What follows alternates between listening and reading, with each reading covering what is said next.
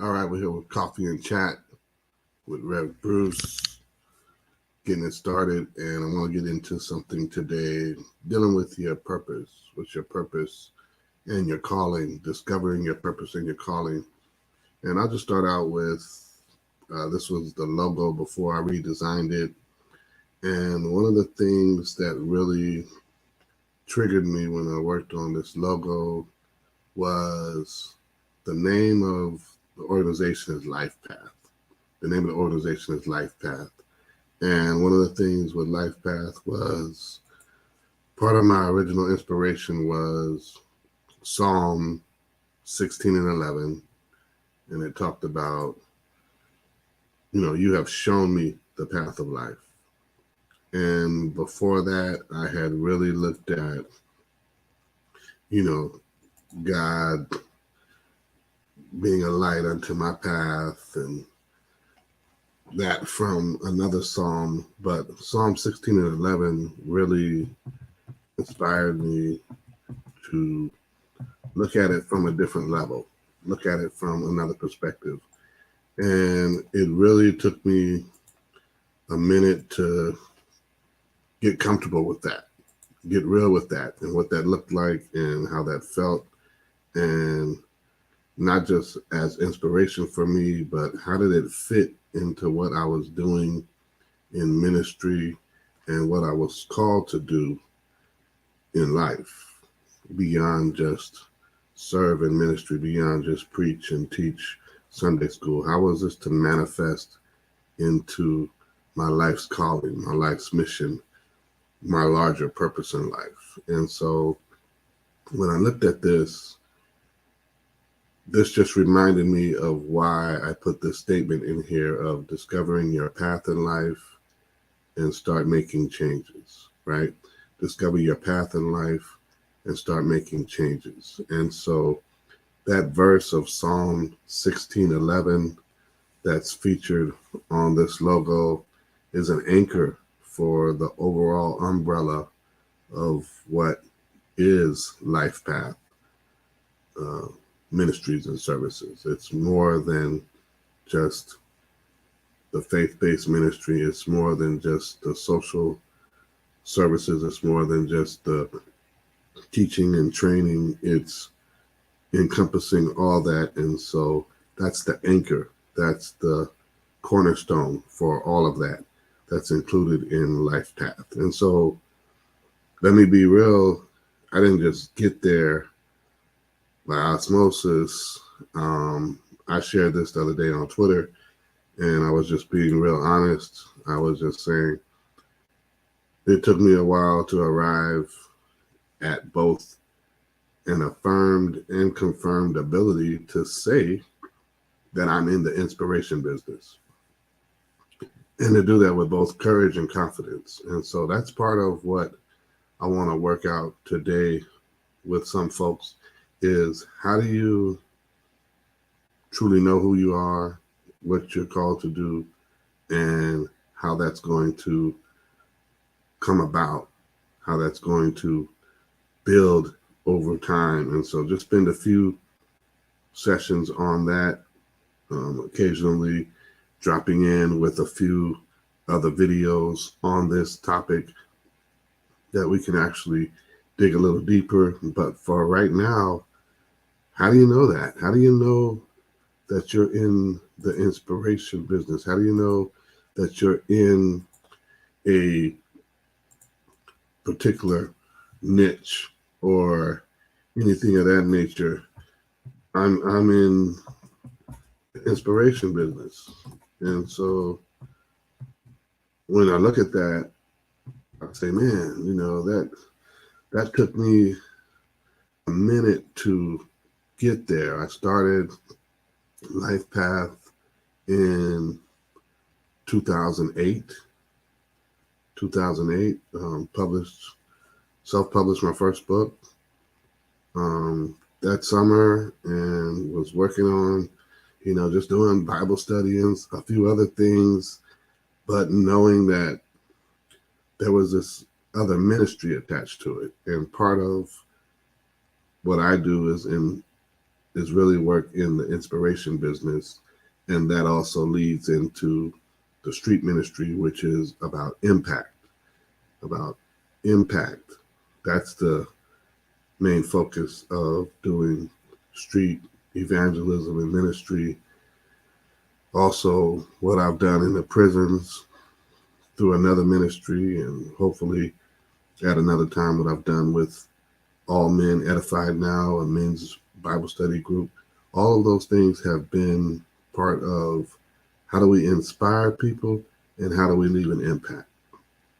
And so that's been part of my journey, if I can say it like that. That's been part of my journey. But how do we get you along your journey to discovering what it is that you've got going on? I believe Richard Allen, the bishop, founding bishop of the AME Church, said it a profound way when he said, whoever hopes for great things in this world takes the pains to attain them. There's some pains to attain great things. There's some pains to achieving great things. And so if you're seeking your purpose and your calling, that's a great thing. That's major in your life. That's a major focus. And so when you go forward with seeking your calling, with seeking your purpose, knowing why you're here, why you exist, why you are here to leave an impact or to have a legacy, when you even go after that, that's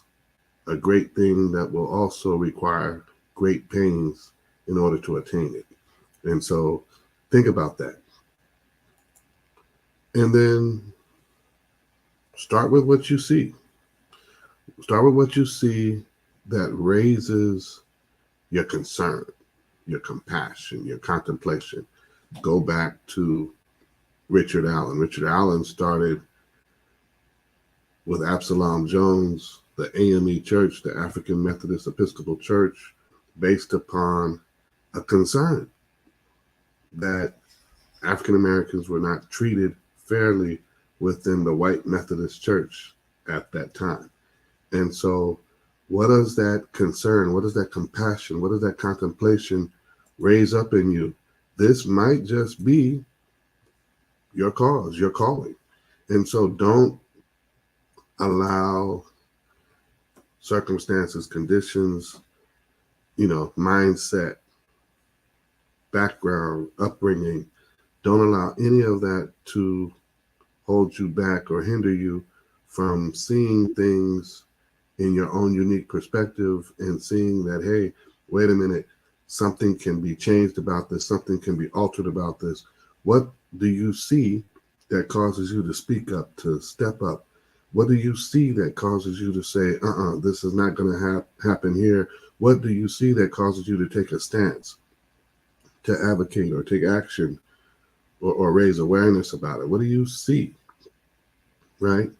What are you observing before your eyes that is calling you to say, this is going to have to change? Otherwise, I'm going to have to change it. Think about it like this. That's part of it when we talk about what happened with the prophets in the Old Testament. They were seeing things. This was the burden that the prophets saw. This was an issue that the prophets saw. And so when I talked about this the other week about, faith-based challenges and what are the things for the community, what are we doing based upon what we see, and when we do something about it, are we bringing about a positive change? Are we making things happen for other people in their lives? Are we making it known that, hey, this is what I believe in and this is what I support? These are the people who I'm speaking for, I'm advocating for. What are we doing when we take that stance? And is that something that we raise to another level and we feel that we're in the place that we truly fit? That's what you need to look at. What do you see that raises your concern, your compassion, and your contemplation? Take it from another perspective. You got to be the change that you wish to see. You must be the change you wish to see in the world, is what Mahatma Gandhi said. How are you embodying that? How are you exemplifying that? How are you becoming that? How are you working towards that? Because if you move towards it, you're going to start to see changes within yourself and how you connect with the very thing that you see as an issue. Let's take it from here. Your purpose and your calling are going to help you identify why you're here. Why you are here. Why are you on this earth? What do you plan to leave on this earth? What are these things that are important to you? What are some things that make the most sense to you based upon what you've been able to do? So when you talk about purpose and calling, start with identifying why you're here, right? I believe John Wooden has one of the best examples with his success period of a very balanced person becoming a team player.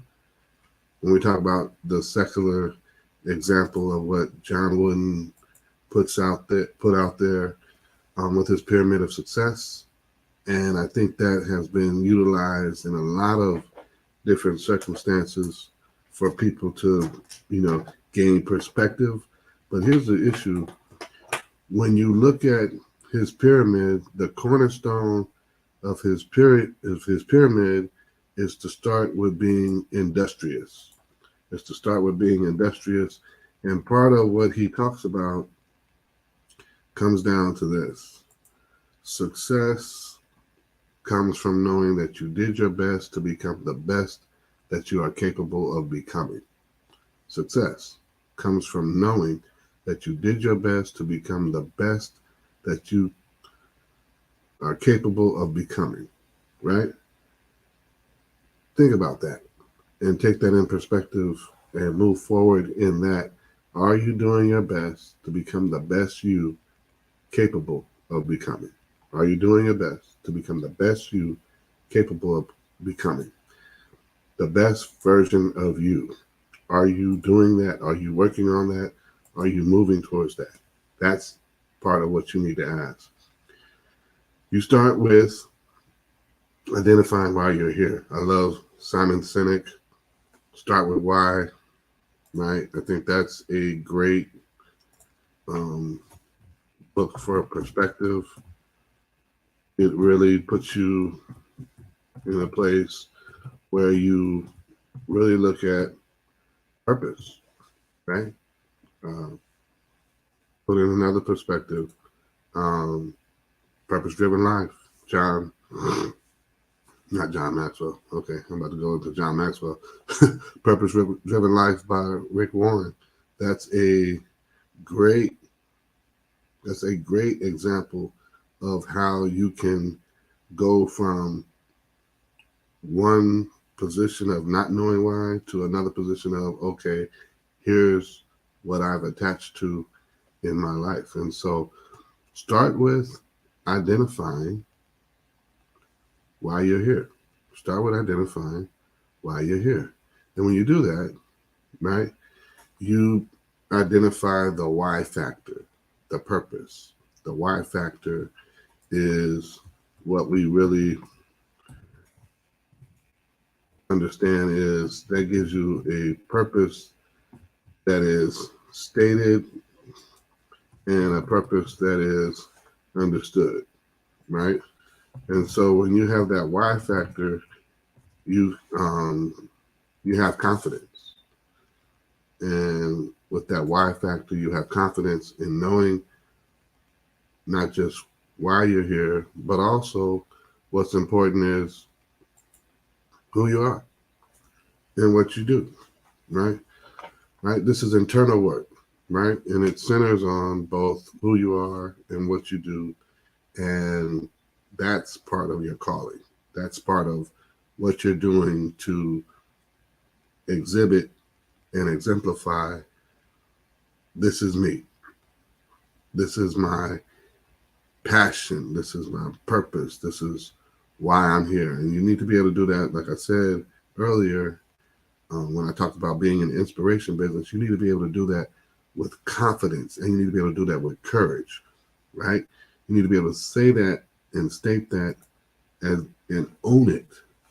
Ownership is going to be a major factor, right? Ownership is going to be a major factor. And when we have ownership, that means we really take on the responsibility of all that it entails. And so this is going to be internal work. This is going to be personal work. This is going to be work that calls upon you to speak on who you are and what you do. And how does that fit? Who you are, right? Who are you? And so here's the test. Tell me who you are without using your name. Tell me who you are without using your name. And for a lot of people, that's a tough test. And so here's an example that I did. Speaking of myself, I am. Right? You want to start with I am. That's who you are. I am. A descendant of Depression-era grandparents and migrant workers. Son of highly educated parents. Child of the Gen X era. That's who I am. That's part of what makes me who I am. My grandparents were, Dust Bowl driven Okie from, Tulsa, met with a young lady in Blythe, and they started a family. And when the Depression hit real bad, they ended up working in the fields, right? And they did what they had to do to raise their family and survive. And so a lot of those tenets of what they, had as far as hard work and commitment, all of that was part of what I learned being around my grandparents. My parents or my mother and father were both highly educated. My father's still living, my mother is deceased, but they both were highly educated. And I'm a child of the Gen X era. I'm a child of the 70s and the 80s, right? That's where I came up. And so that's part of who I am, right? That helps me understand and helps others understand who I am and what makes me me. What do you do, right? What do you do? What is it that you do here, right? What do you do, right? And so look at your hobbies. What do you do with your leisure time? Your skills and know-how, your self-expression and creativity, your recreation and sports. I mean, let's be real. Part of what I do that I really started to get comfortable with is I draw. And so when I draw, I share it on YouTube, right? And I share it via YouTube Shorts. This is one of my latest drawings.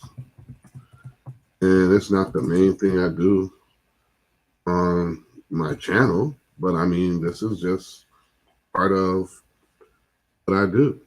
That's part of how I relax. It's part of my own self-care is drawing. I play golf.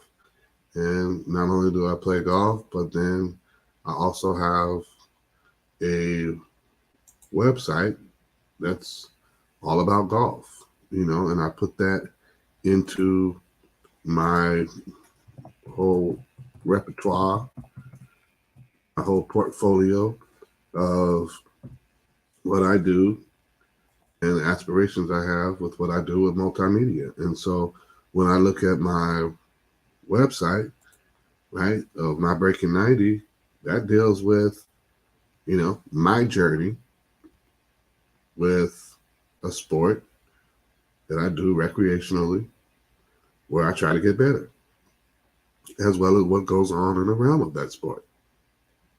What are some other things that feed into that? Health, fitness, all of that. I just did a post not that long ago on, being injured and illness and how that still allowed for me to be inspired in spite of what I was going through at that time. And so look at it. What do you do? And what can you make of who you are and what you do? Those begin to formulate your purpose and your calling. Aristotle is known for saying this: we are what we repeatedly do. We are what we repeatedly do. And it goes into a whole concept of perfection and excellence, that it's not by mistake, that it is something that we can do and attain as we repeatedly do it. Otherwise, we are continuously making the same mistakes over and over again. And we need to work on that in order to perfect who we are through the process. Doing has a lot to do with our purpose and our mission. I think Lori Beth Jones said it in a profound way when she said, plan your work and work your plan. As you discover your purpose and your calling, you begin to come up with a plan for how you will do your work, how that will work out. In her book, Jesus CEO, by Lori Beth Jones, she talks about Jesus knew his mission and he didn't defer from it. And understanding your own mission. I think the best book that I've read from her was not Jesus CEO or Jesus in Blue Jeans, right? I think the best book by Lori Beth Jones has been The Path. And so those are two books that really speak to how we look at living out our mission. And part of what she said was plan your work and work your plan. And so as we do that, we begin to take on a different type of responsibility for it. What am I saying at the end of the day? At the end of the day, as you go and unpack and look at who you are, as you go and unpack and look at what you do, and you look at what have you seen that has caused different emotions within you, different actions within you, for you to take different positions, then you begin to formulate pieces of the puzzle that will begin to help you put it all together so you can start living out and, as I said, embodying and exemplifying your purpose and your calling. It's like I've said many times, it's been a long road, but that's part of it. Part of where I've been working on myself has been through reading. I'm a reader. You may do it through audiobooks. You may do it through podcasts. You may do it through YouTube tutorials. Whatever it is that you do, you may also do it through e-courses. You may do it through newsletters and articles. Whatever you do, consider how you do it and what it means to you and what it's telling you to get into a position where you live out your calling. I take you back to what I said before with life path, discovering your path in life, right? And starting to make changes, right? In the discovery, it's the aha moment. In making the changes and seeing the pathway, that's where you take action. That's where you develop a plan. That's where you make the plan and work the plan. But it starts with discovery. Discover first. Find it first. Find it and then work from there. And like I said, look at these resources. The Pyramid of Success by John Wooden. That's a great book. Purpose Driven Life by Rick Warren. Start with Why, Simon Sinek. I gave you two from Lori Beth Jones right here. Jesus CEO, The Path. These are all resources. I'll say this. One of the ones that I always go back to, I always look at for myself, is Andrew Murray, God's Plans for You. It's Andrew Murray, God's Plans for You. I'll include it here, but it's God's Plans for You. I've found this. I don't even think this bookstore even exists. It's a whole nother subject when we talk about Christian bookstore and what's happening with those. But God's Plans for You, right, is a type of book that helps you see and understand some of your own destiny, some of your own pathway, as well as understanding that it's not just you, right? But there are so many things that you can also do for others within this journey. And so I think that's one of the books that has helped me truly formulate and reshape and be comfortable with doing a non-traditional ministry, with doing a multimedia ministry, with doing a mobile ministry, and being out and about as opposed to just within the confines of the four walls of the church. And like I said, that was God's Plans for You with Andrew Murray. And so I want to be resourceful. I want to be mindful of that. And here it is, Peter Drucker, father of management. One of the things he said was the ultimate test is the right action. You're going to trip, you're going to fall, you're going to stumble, you're going to struggle. Don't limit yourself, right? Don't limit yourself, right?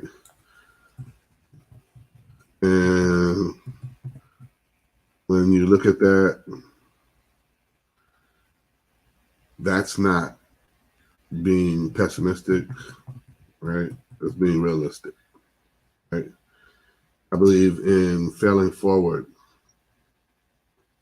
One of the things that John Maxwell says that's probably on a level that many people are not immediately ready to hear is he's talking about failure. He's talking about failure and failing forward, right? And he's talking about the existence of failure and failure being one of those things that we are bound to experience, and we need to be able to actually accept. And so Maxwell says it like this: failure is simply a price we pay to achieve success. He points out in failing forward, right? He points out how failure is not fatal, failure is not final, right? He points out all these things. Known as John C. Maxwell. Earlier in his books, he was known as John Maxwell, but he points out failure is simply a price we pay to achieve success. Are you willing to pay the price?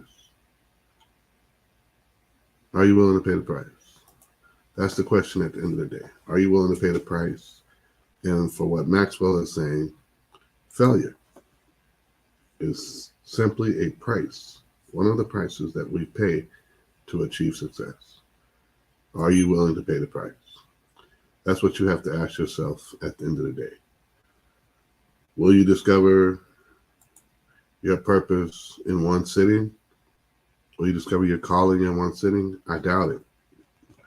You'll have glimpses of it. You'll have images of it. But I don't think that you'll simply be there and see it and be like, boom, I got it. But here's what I want you to know. All hard work leads to a profit. Proverbs 24:10. All hard work leads to a profit. If nothing else, you're going to learn something in the process. So take this, take it for what it is, make something out of it. As Maxwell says, become the best you capable. I want you to look at it sincerely, look at where you are with your purpose and your calling, and how to get there. God bless.